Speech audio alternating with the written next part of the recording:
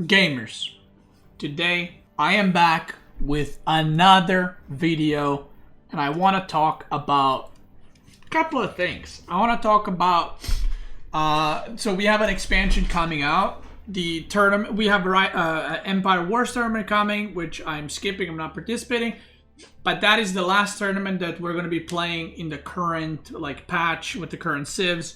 And in the next big tournament, which is going to be in December, we're playing with new expansion and new civilizations.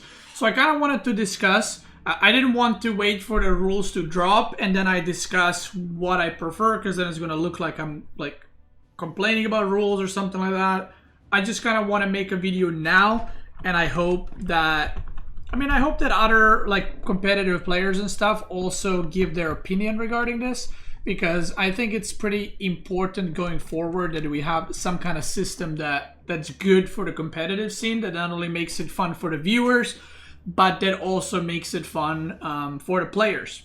I wanted to discuss draft systems, tournament formats, and tournament maps. The number one thing that I really dislike right now, or for the past while, let me see, all tournaments, is some tournament maps, while good and while they are working in a best of 3, if you extend that best of 3 to a best of 7 or best of 9s, you see a lot of mirrors. So I want to show you this, exactly what I mean by that. And the maps are not necessarily always the problem. The problem is that the possibility of mirror matches is there. And once mirror matches are possible, then you will see a lot of mirrors in longer series. So I'll give an example. Let's do the maps first. So I think the maps in AOE4, some are good, some are not good, but not for the reasons of gameplay, but for the reasons of how limited those maps are.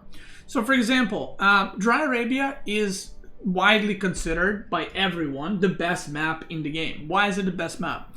Well, there are no kind of weird tricks that you can do, like cheesy stuff. You can still cheese, but it's not to the extreme.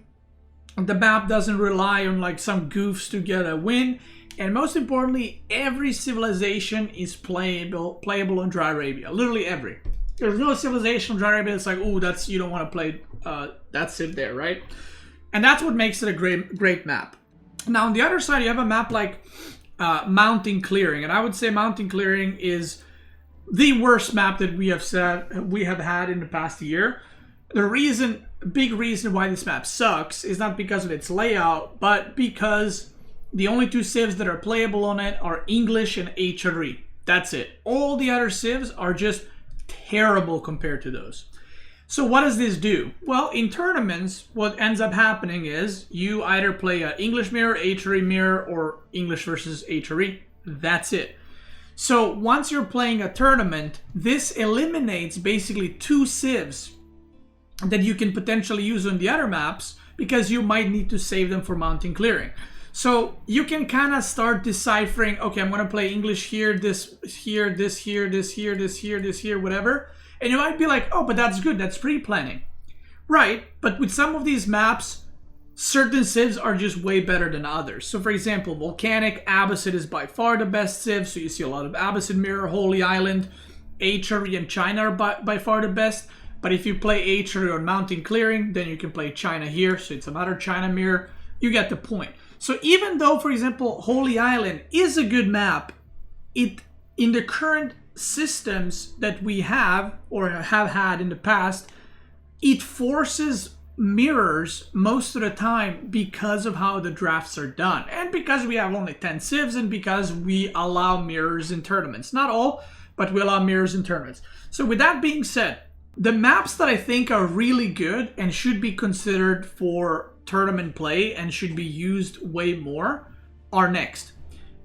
Before I say that, there are new maps coming out in the new expansion, and a lot of those maps will be used in tournaments most likely, because I think they're good maps, and this is great because not only we need new maps in tournaments, but we need new maps on the ladder. And what I hope is that the ladder tournaments are going to be the same as tournament maps, because that's what is good for the pro players. That's also good for the casual players. if they watch a tournament, they want to watch games that they're playing on the same maps, right? They don't want to watch games necessarily on the maps they never play. So I think the new expansion will bring us a lot of new maps, which is great. But maps such as Dry Arabia, Rocky Canyon, Frisian Marches, Gorge, Tempe, and Regions for the land maps are, in my opinion, the best land maps that you can have. Gorge is a map right here that we didn't have for a while. We only had it in one tournament. But those maps are great because they are not limited to only a few civs, and it eliminates the possibility of mirrors. Or you can have mirrors, but not as often. And then I think 3 hybrid maps that are the best, in my opinion, are Four Lakes, probably the best hybrid map, Cauldron, and Dry River. So those are very different types of hybrid maps. Whereas if you were to put Boulder Bay and Baltic, for example, in one tournament, it's the same map, right? Or Holy Island with one of those. Like, I feel like those maps play out exactly the same. It's very water focused, but Four Lakes, Cauldron, and Dry River all play out completely different, even though they're hybrid maps. And on Cauldron, for example, even though it has water on the middle of the map, you can still go for like China or HRE and potentially skip water and just boom. So there's a lot of civs you can use. So for the maps, I hope that we see not necessarily just better maps. I hope we see maps that are more diverse in the ways of how many civs can be played on those maps, because that's what creates, I think, interesting gameplay. Now, not everyone hates mirrors, but I would say for me, I personally dislike mirrors, so I would like to see no mirrors. But I think for the viewers as well, a mirror matchup here and there is okay, but once mirrors turn into norm, then it kind of becomes a problem. So with that being said, we'll talk about the tournament formats. So we've had like standard tournaments, we've had team tournaments, we've had these kinds of tournaments, those kinds of tournaments. So the tournaments that I would like to see personally, except for the standard tournaments, you know, a standard tournament where we have like qualifiers and then maybe group stage, playoff stage, and that's it. I personally love those, and I think a lot of people watching love those. We had some wild rules in tournaments in the past. I am not a too big fan of it, and I'm sure they're going to happen more and more, but you know, it is what it is. The tournaments that I would personally like to see, and I hope that they do happen in the future, whether organized by, you know, maybe me, maybe EGC or someone else, I would love to see King of Dry Arabia, or in AoE2 it's called King of the Desert, I think. And basically it's a tournament where every match is like a best of 5 or a best of 7, but the only map that's used is Dry Arabia. And I know you might think that this, oh, how is it going to be fun if it's just Dry Arabia? Dry Arabia in general provides for the best gameplay, and it's something that's often used in AoE2, and people loved it, but I would love to see that tournament in AoE4 as a major tournament. Yeah, I know we've had small tournaments on Dry Arabia only, but I would love to see a $10, $20, $30, $50,000 tournament on Dry Arabia. I think it would be really, really cool. And number 2, the tournament that I would love to see is Hidden Cup. This is also an idea from AoE2. It's basically a tournament, like 8 or 16 player tournament, where the player names are hidden completely. So the viewers do not know who's playing against who, the players don't know who's playing against who, and the casters don't know who's playing against who. So the only person that would know who the players are would be tournament organizers, and that's it. So for example, you would have player 1, player 2, player 3, player 4, player 5, 6, 7, 8. And once the tournament is completed, you show player 8 was, you know, Marine Lord, player 7 was, you know, Vortex, player 6 was Wham, and so on and so forth. Why is that cool? I think it creates for pretty cool like storylines if viewers can recognize who the players are throughout the tournament and throughout their gameplay and style. I think that's cool. Second part that's cool is there's not going to be like any potential caster bias, which I don't think is a thing. Like, I don't think it's a problem or a big thing anyway, but it's just cool for casters to be completely neutral. And number 3, the players don't know who's playing who, and that creates for interesting things. Are people losing to, me, Lucifron, Marine Lord because they know they're playing against us, so they're like steering? Or is it just skill, right? So maybe if some player would play against Marine Lord, they would play better against Marine Lord or even win if they didn't know it was Marine Lord, right? And then at the end of the tournament, the winner gets called for an interview, right? And then you, the viewer, everyone finds out who that person was. So I think that would be really cool, and that's probably my favorite idea from AoE 2 that I think is really, really cool. Now, there's some other things that I would love to see. I would love to see some clan war type leagues or tournaments. There's many ways to do this. So, it can be like you have 8 captains. Like, let's say top 8 players on ATR are captains, and then we pick players, and then we create a league where we play like 4 one-on-ones, 4 players per group, 4 one-on-ones that are played, and then if ace match is needed, like a 2v2 or 4v4 is played. So for example, it would be like, let's say my team is, let's say Beastie versus Marine Lord, Core versus Sassy, I don't know, Poppy versus Wham, and then Vortex, or not Vortex, they'll probably be captains, but I don't know, Avely versus fucking Kaup, I don't know. So let's say my team is Core, Poppy, Avely, and Marine Lord's team is Sassy, Wham, Kaup. So the way it would work is every week, it's like, okay, Beasties and Marine Lord's team would play, and what would happen is, here it says game 1 is Dry Arabia, game 2 is Lipany, game 3 is Prairie. So you don't know who you're going to be facing where. What you do as a team, I submit, I say, okay, Puppy, Core, and Avely, which maps do you guys want? Let's say the last one is Holy Island.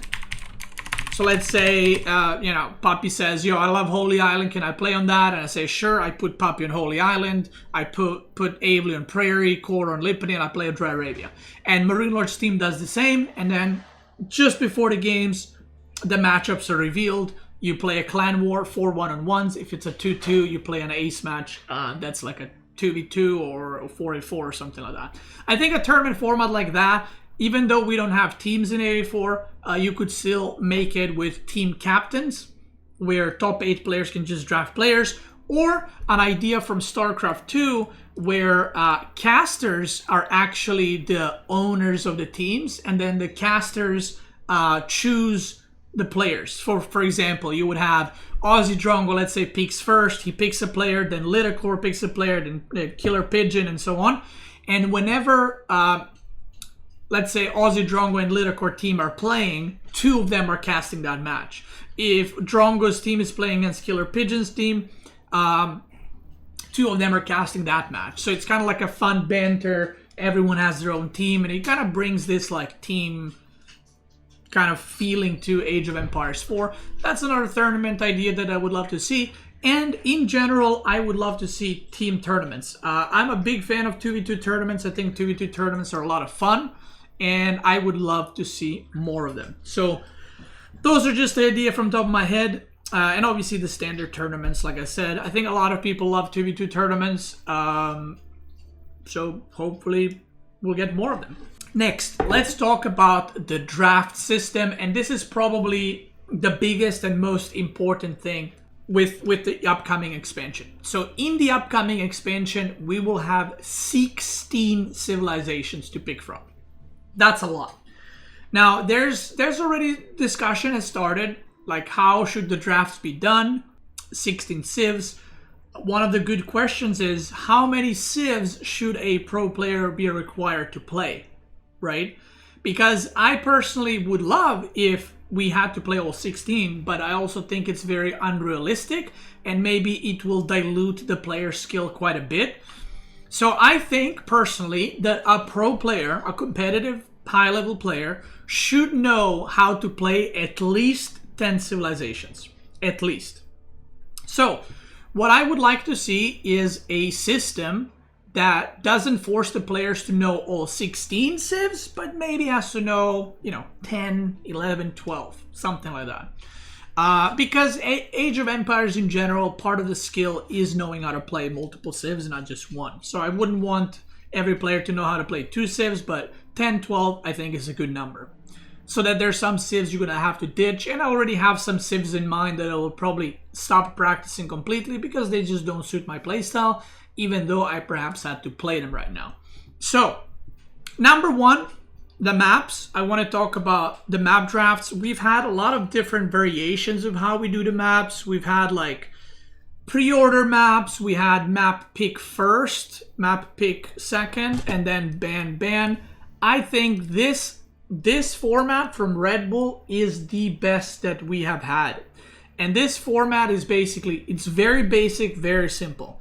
You have 6, 8, 11 maps. I mean, the number of maps doesn't matter. It can be, 8, 9, 10, 11. That doesn't matter. It's the way the map bans are done. So the way you did it in Red Bull Walla, first each player gets a ban, which is very important. I think every player should be allowed to say, I don't play that map, I don't want to play that map, and that's it.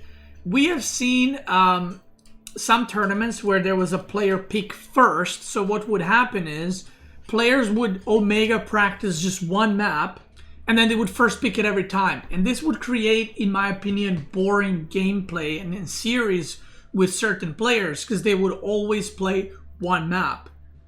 And there was no way around it. So I think that every tournament should have map bans first, then pick, and then allow for more bans. So basically, you veto the maps you don't like, each player does one, and then you say, okay, I like this map, I like this map, I like this map, I like this map. And then you look at the 4 maps and you say, okay, which maps do I not want to play based on these 4? Or you can even do something like, you can make it more spicier. You can go ban, pick, ban, pick, ban, pick. I think that's something you can do too. So that there's an actual strategy in drafting, whereas a lot of the tournaments we've had recently were like ban, pick, it's done, right? There's not much strategizing, right? So I would like to see something like that in the map picks and bans, where every player has a ban first, then you pick maybe 4 maps and then bans, or you do pick, ban, something like that. So there's strategizing, and it's like, okay, my opponent is going for water map, so I'm going to veto the other water map because I don't want to play water maps, right? Or maybe you will pick a water map because he did, right? Something like that. The next thing is the most important one is civilization. So there's 16 civilizations. So what is the best way to go about it? Well, number one thing is obvious. With more civilizations, the potential for more bans opens up. So before Malians and Ottomans, when we had only 8 civs, we have had 1 ban each. So 8 civs, each player bans 1 civ, and then you pick. And the mirrors were allowed.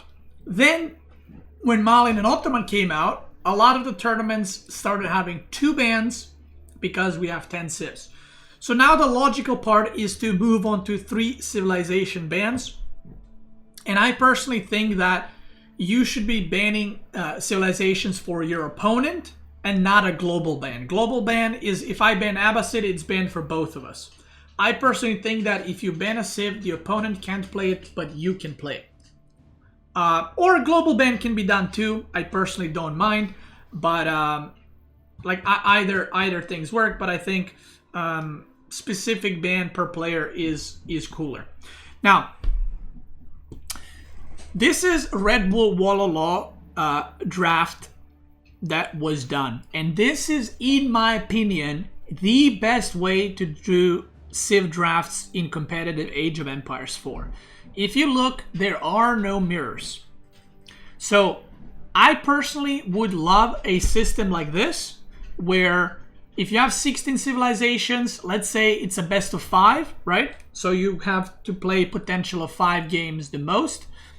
Each player gets to veto 3 civs, and then let's say I pick HRE, Recon cannot pick HRE anymore. So not only you have bans that you can target specific players on their best civs, or maybe civs that are good on the maps you're playing on, but I can also pick a civ so that I can take it away from my opponent as part of the strategy, as part of the drafting system.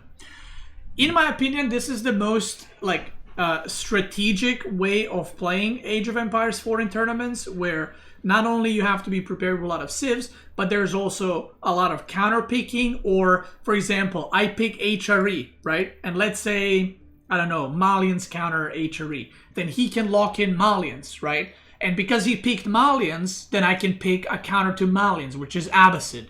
Then because I picked Abbasid, he can be like, okay, what's good against HRE and Abbasid? And then he says, okay, I'm going to pick French, right?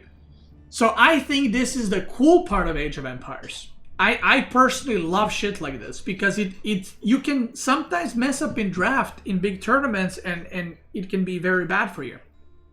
So I personally love system like this, and I would love if we had tournaments in the future where if I pick a civ, the opponent cannot pick a civ. I see the comment in chat. I wish we'd also see the drafting phase during tournaments. I think that'd be a great idea too. I'm not sure why they don't do it, but when players do the drafting, I think it would be really cool to show the actual process on stream. Like, oh, he's locking in this. Okay, let's see what he's going to pick next. I think a good civ to pick would be this or that. And you can kind of go through that. And that's something I'll definitely suggest to tournament organizers, because I think it's a cool part, very cool part of AoE 4.